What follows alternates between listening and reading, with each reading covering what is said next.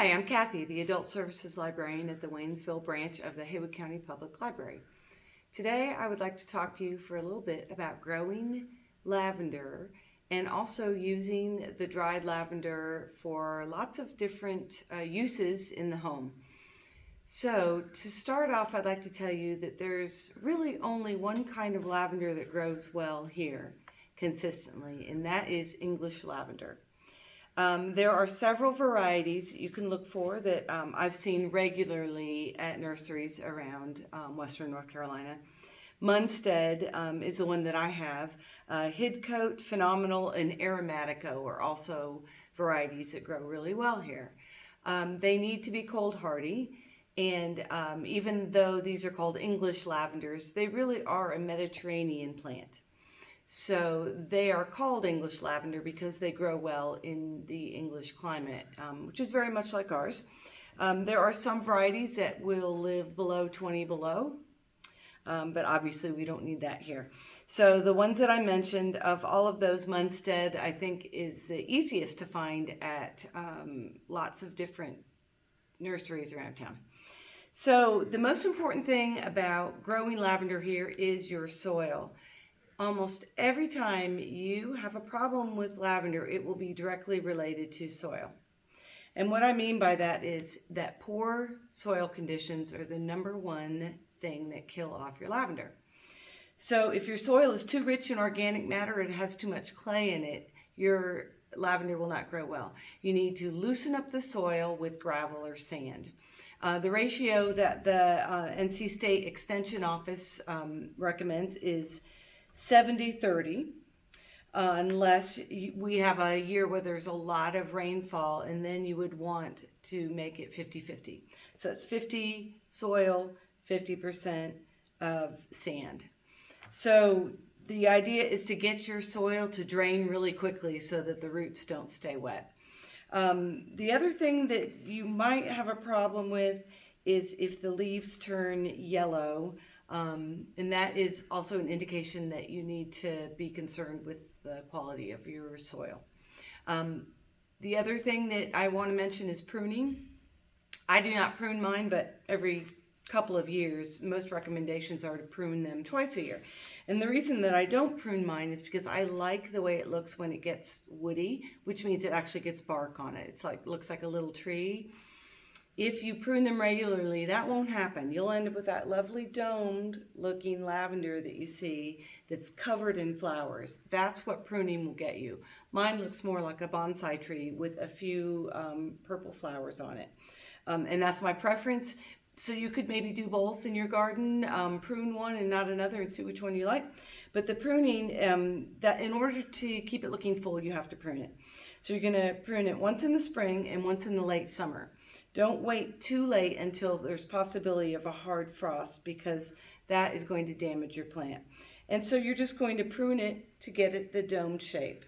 And when you prune it, you cut the stalks off. And this is what I did. At the end of summer, I pruned some off of my little tree.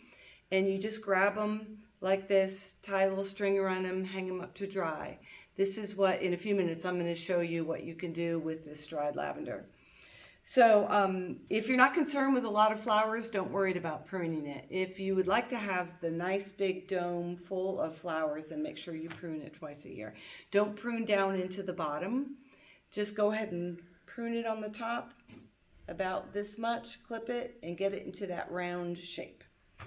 Okay, so once you have pruned and you have all these lovely dried stalks that have flowers and the leaves on them, you're going to want to just put those in a big paper bag, and after they've dried, and just shake the bag vigorously. The seeds will come to the bottom. If you want to grow from seeds, you can. It's easy to find starter plants around here, though.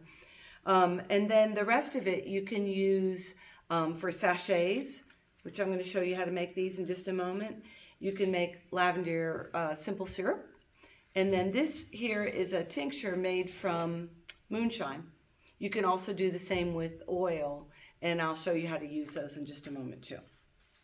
The first thing I want to show you is how to make sachets, and I'm going to be using lavender that I purchased.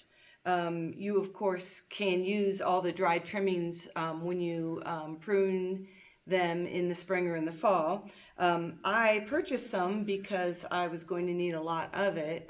And this is culinary grade, so I always buy culinary grade when I'm going to make any tinctures or syrups. So you just need a piece of fabric. This is actually just a sheet that I bought at the thrift store for 10 cents.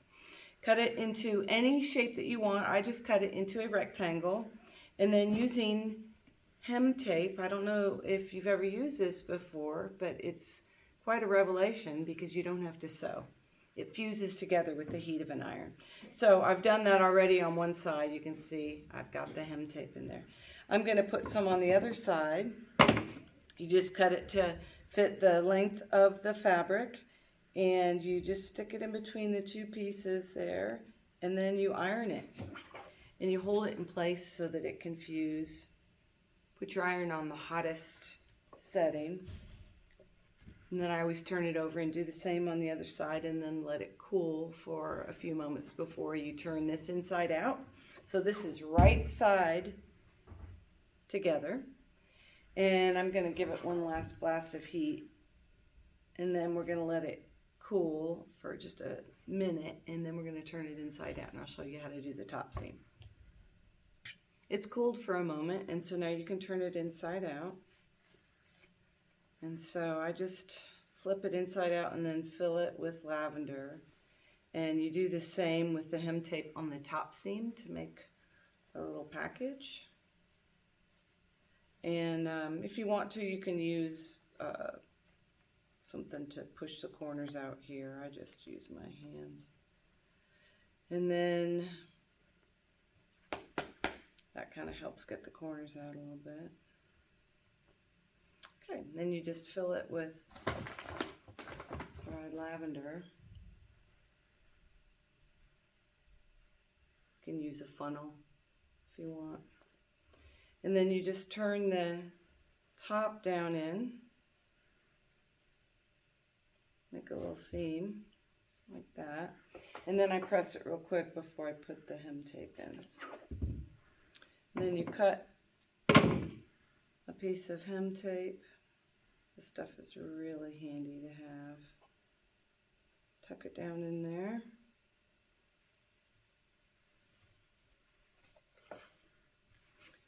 Press it, and as soon as it cools, it's ready to be used. So there's something that you can do with your dried lavender that's really handy and makes a nice gift.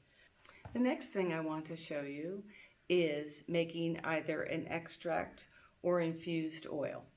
So I've got moonshine here that I have soaked lavender flowers in, 1 part lavender to 5 parts alcohol. And then if you do the same thing, you can do the same thing in a jar with oil, any neutral oil, 1 part lavender to 1 part oil. Then after you've let it sit for a while, this has been sitting for 4 weeks, you can strain all of the lavender buds out. And then use this tincture for lots of different things.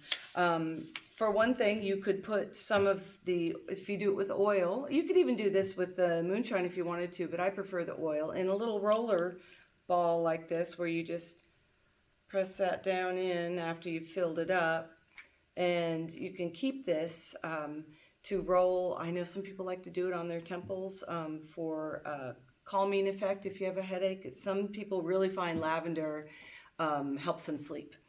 So that's one thing that you can do with it. Another thing is you can use this, add it to your cleaning materials. You can add it to wipes to wipe down counters. It is antibacterial. So lavender has a lot of great properties. Antibacterial is one of them. So it's really great for cleaning. Another thing you can do with it is to use it in your health and beauty aids. So it makes an excellent addition to any facial toners or lotions or creams. It repels insects. So you could add it to a scent-free lotion and use that when you're going outside in the summer, and it will repel insects. So this can also be put in a spray bottle, and then you can spray it on your linens. Like I mentioned before, a lot of people really find it is conducive to helping them relax and sleep. Cooking. I always use the lavender buds ground up very, very fine in this. Is an old coffee grinder that I've turned into basically an herb grinder. And so put the lavender buds in there, grind it really fine into a dust, and add 2 tablespoons to any of your cookie recipes like shortbread or vanilla cookies, sugar cookies. And it's absolutely delicious. Be careful you don't add too much because it is a strong flavor. This is the prettiest of all and my favorite, and this is a lavender simple syrup. You can see that it's got a really nice, hopefully you can see that it's got a nice lavender shade to it. It makes a lovely gift. This is delicious in any cocktails that call for lavender flavoring, but also in lemonade or iced tea. So when you want to store these items, make sure that you remember that light is not the friend of your tinctures or your simple syrup. You want to keep them in the dark. I do keep this in the refrigerator. It lasts a lot longer if you do that. This does not need to be kept in the refrigerator, but just keep in mind that anytime you refrigerate these things, they do have a little bit of a longer shelf life. So if you are using the oil that I mentioned before, I forgot to mention this, that you can use that in making dressings and sauces too. It's really delicious. So that is it for what you can do with all that lovely lavender that you trimmed off of your lavender plant and you dried. If you have any questions at all, don't hesitate to email me. And all of the instructions for the items that I showed you today are on the website as well. And thank you for watching.